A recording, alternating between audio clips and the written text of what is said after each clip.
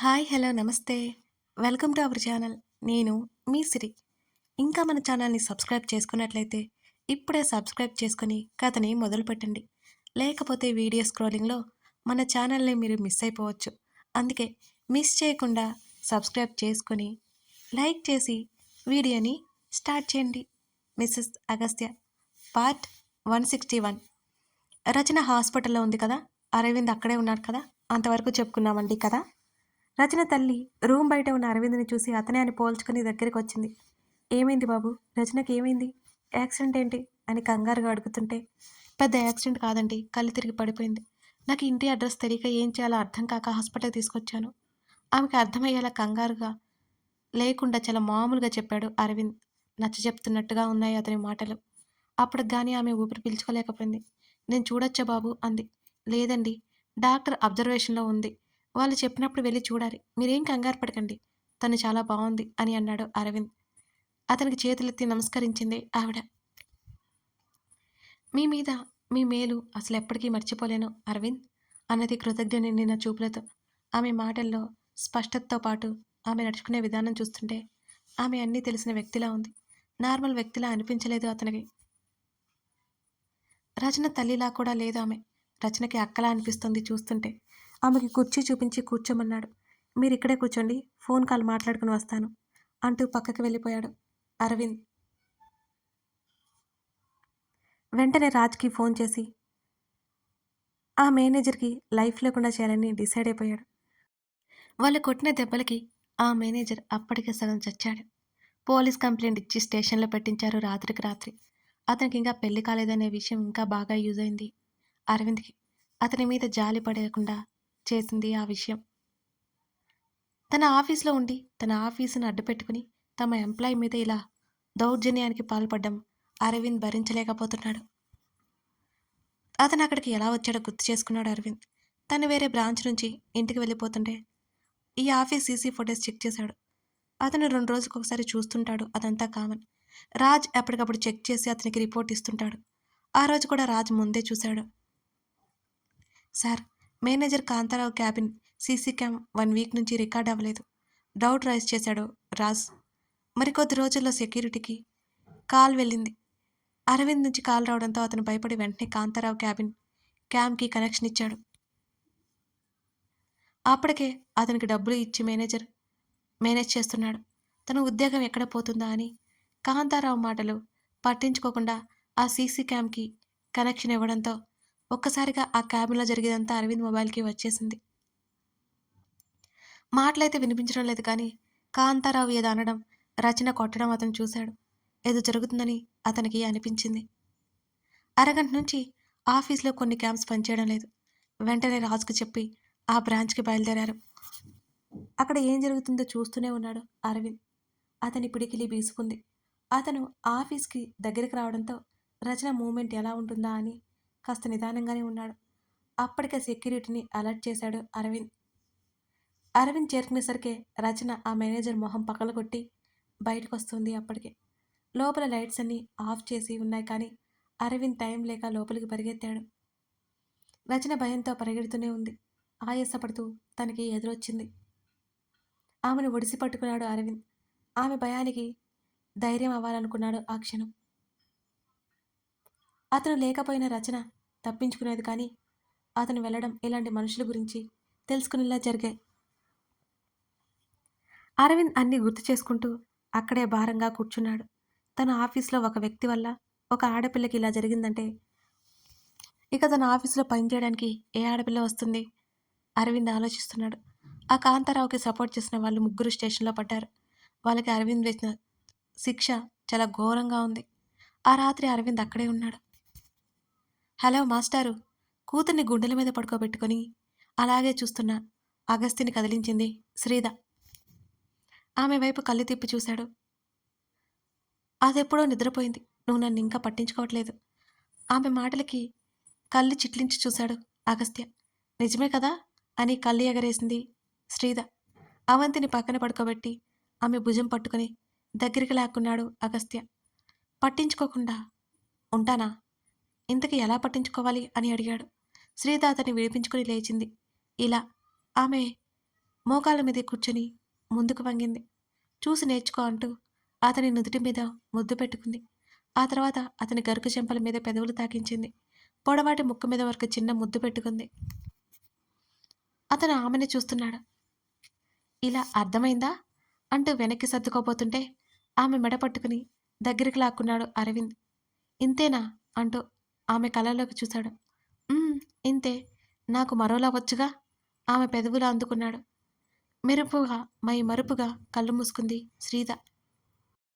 అతను ఆమె పెదవుల్ని వీడిన మరుక్షణం కళ్ళెత్తి అతని ముఖంలోకి చూసింది. అతన్ని చూస్తుండగానే ఆమె కళ్ళల్లో నీళ్లు నిండుకున్నాయి. ఆమె పెదవుల మీద చిరునవ్వు మెరిసింది. ఏయ్ ఏంటిది? కసరుతూ ఆమె చెంపలు తుడిచాడు అగస్త్య. అతని ఛాతీ మీద తలవాల్చి ఏడ్చింది శ్రీద. ఇక ధైర్యంగా ఉండడం నా వల్ల కాదు బాబు. భయాన్ని దాచుకుంటూ ధైర్యం నటించాను. భయమేసింది బాగా. ఆమె కన్నీళ్లు అతని టీషర్ట్ని తడిపేస్తున్నాయి. అతను ఆమె భుజాలు పట్టుకుని లేవదీసి లేచి బెడ్ రెస్ట్కి ఆనుకుని కూర్చున్నాడు. మెంటల్, నువ్విలా ఉండడం నాకు నచ్చలేదు. శ్రీద అంటే ఎలా ఉండాలి? ఎవరినైనా రఫాడిస్తుంది. అసలు నీ అంత తెలియగలది ఎవరు చెప్పు? సన్నగా నవ్వుతూ ఆమె తలని హృదయానికి హత్తుకున్నాడు. వెక్కిరించుకో నువ్వు నన్ను, చిరుకోపంగా చూసింది. లేదు బాబు, నిజమే చెప్తున్నాను. సెన్నోరిటా, ఇక మన మధ్య దూరం రాదు, సరేనా? రానివ్వను కూడా అని అన్నాడు అగస్త్య. రాదు కదా? తల ఎత్తి అతని ముఖంలోకి చూసింది శ్రీద. రాదు, అతను సూటిగా చూస్తూ చెప్పాడు. అదే సమయంలో తలుపు కొడుతున్న శబ్దం వినిపించడంతో శ్రీద సర్దుకుని పక్కన కూర్చుంది. అగస్త్య డోర్ లాక్ ఓపెన్ చేశాడు. ఆనంద్ బయటే ఉన్నాడు. రండంకుల్ అతన్ని పిలిచి దారిచ్చాడు. తండ్రి కనిపించగానే కళ్ళు తుడుచుకుంది శ్రీద. అవి పడుకుందా అని అడుగుతూ రూమ్లోకి వచ్చాడు. పడుకుంది డాడీ, ఇప్పుడే వచ్చారా మీరు అని అడిగింది. అవునరా అంటూ చందన అవిని తీసుకురమ్మని చెప్పింది అని అన్నాడు ఆనంద్. పడుకుందిగా అన్నది శ్రీద ఇప్పుడు ఎందుకన్న ఉద్దేశంతో. ఎక్కడ లేచి గోల్ చేస్తుందా అని శ్రీద భయం. మరి పడుకున్నా సరే తీసుకురమ్మంది, ఈ మధ్య అలవాటైంది కదా అని అన్నాడు ఆనంద్. సరే లేస్తే కాల్ చేయండి. శ్రీద మాటలకు నవ్వి మా దగ్గర అలవాటైపోయింది రా అంటూ ఎత్తుకున్నాడు అవంతిని. ఆనంద్ అవంతిని తీసుకెళ్ళాక డోర్ లాక్ చేసి వచ్చాడు అగస్త్య. మా కొత్త మమ్మీకి ఓ పిల్లాడు పుడితే బాగుండేది.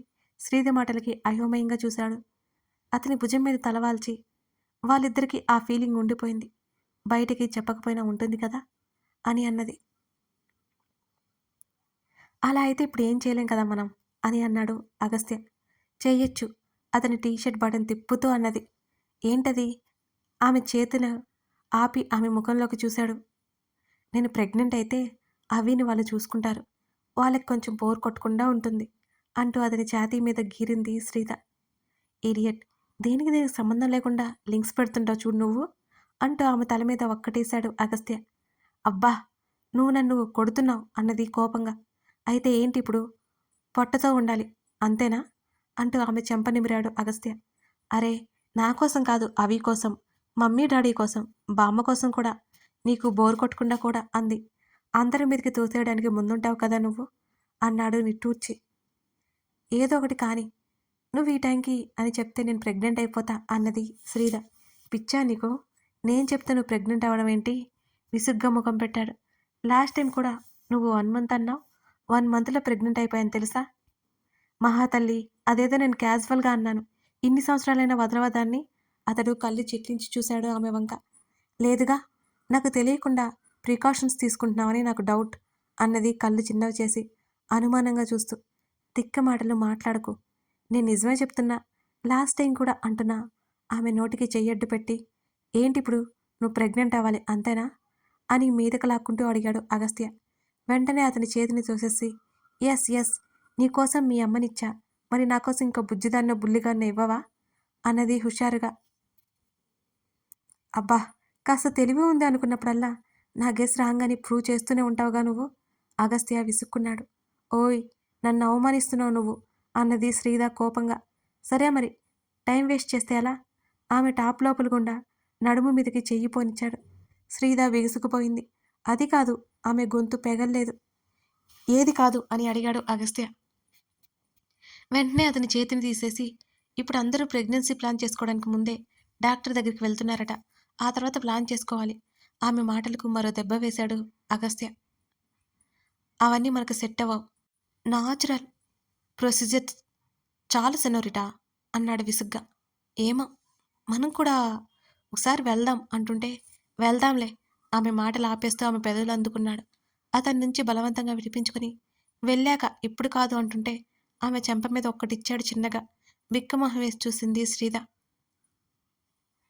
తిక్కగా బిహేవ్ చేశావంటేనా అంటూ ఆమె ఏడుపు మొహం వేసి అది చూసి ఆపాడు. ఎందుకు కొట్టావు? దెబ్బ తాకకపోయినా కొట్టాడనే రోషం. అతడు గాఢంగా నిట్టూర్చి ఆమె చెంపలు రెండు చేతుల మధ్య పట్టుకుని అది ఇది అంటూ టిమ్ చేసి ఇప్పుడు వద్దు అంటే ఇలాగే ఉంటుంది రియాక్షన్ అని గట్టిగా తగిలిందా? నెమ్మదిగా చెంప నిమురుతూ అడిగాడు అగస్త్య. కొడితే తగలదా మరి? నొప్పి లేకపోయినా నొప్పి నటించింది శ్రీద. అరే ఓవరాక్షన్ చేసావంటేనా చస్తావ్. అతను కళ్ళు చిట్లించి చూడ్డంతో యాక్టింగ్ అని తెలిసిపోయిందా అని పల్లికిలించింది శ్రీద. చిరాగ్గా ఉన్న అతని ముఖంలో నవ్వు తెప్పించింది ఆమె నవ్వుతో. ఊరికే జోక్కి అని నవ్వింది. ఆపిక విసుక్కున్నాడు. సారీ మిస్టర్ రావణ్ అంటూ అతని బుగ్గలు రెండు సాగదీసింది. ఆమెను తన పక్కకు లాక్కున్నాడు. ఆమె ముఖాన్ని తదేకంగా చూడసాగాడు. ఆమెతో నవ్వి చెప్పిన విషయమంతా చెప్పి కంగారు పడొద్దని చెప్పాలనుకున్నాడు కానీ, ఇందాక ఆమె ఇద్దరి మధ్య దూరం ఇంకెక్కడొస్తుందో అని ఏడుస్తుంటే అతనిగా చెప్పలేకపోయాడు. ఆమె చెంపని సున్నితంగా తడుముతూ ఆమె నుదుటి మీద పెదవులు తాకించాడు. శ్రీత పెదవులు విచ్చుకున్నాయి అందంగా. నైట్ వేస్ట్ అవ్వద్దు ఆమె చెవి దగ్గర గుసగుసగా చెప్పి ఆమె చెంప మీదకి పెదవులు చేర్చాడు. ఊ అంది.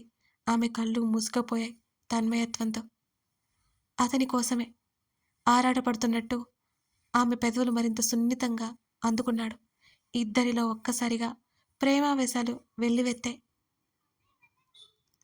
ఆమెని వివసురాల్ని చేసేలా ఆమె దేహం మీద తడి పెదవుల గుర్తులు అద్దుతూ వలవలు వలిచేశాడు. I missed you senorita. ఆమె హృదయపు లోతుల్లో అతనిచ్చిన ముద్దుతో పాటు అతని మాటల్లో లోతు తెలుస్తుంటే భారంగా కళ్ళు మూసుకుంది. అతని తలని లాక్కుని గాఢంగా కౌగిలించుకుంది. ఆమె మేని మీద అతని పెదవులతో పాటు మునివేళ్లు కదులుతుంటే ఆమె నిట్టూర్పులు ఆ గది అంతా పాకాయి. అతని దాటికి వణికిపోతూ అతన్ని మరింత గాఢంగా హత్తుకుంది శ్రీద. నెమ్మదిగా ఆ రాత్రి వారిద్దరి ప్రేమను చూస్తూ కరిగిపోయింది. ఎన్నో రోజుల విరహం నెమ్మదిగా పారిపోయింది. మరలా మరలా ప్రణయపు యుద్ధం జరుగుతూనే ఉంది. ఆమె అలసిన కన్నులు అతని వైపు ప్రేమగా చూస్తుంటే అతని మోహావేశాలు మరింత ఎక్కువగా కమ్ముకోసాగాయి. ఆమె పెదవులు పదే పదే అందుకుంటూ ఆమె అలుపుని పారద్రోలుతూ ఆమెలో సరికొత్త ఉత్సాహాన్ని నింపే ప్రయత్నం చేస్తున్నాడు.